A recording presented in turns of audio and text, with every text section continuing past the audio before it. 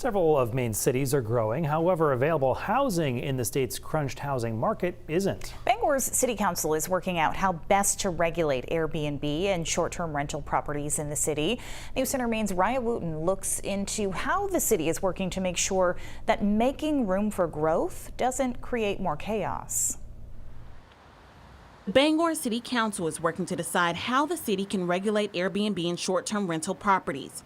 Considering the city's stressed housing market, Bangor Community and Economic Development Director Ann Krieg says the city wants to create a happy medium. We're finding that the user isn't the traditional tourist. It's often people who are here to work. So we want to accommodate the use. We love to show off our neighborhoods, but we don't want to have it overtake neighborhoods and displace a lot of the housing.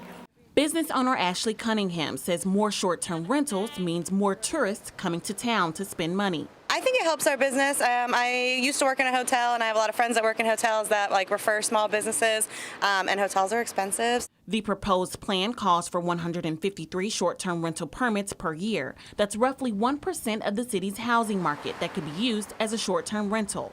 Rentals where the host is on site during the stay would not be impacted, and there's additional guidelines for apartment buildings. So if somebody owns an apartment building, they can't rent more than 50% of the units for short-term rental.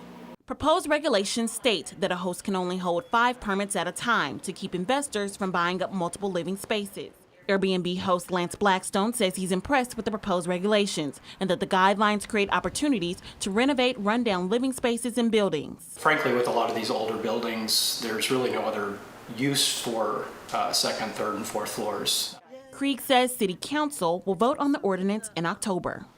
In Bangor, Raya Wooten, News Center, Maine.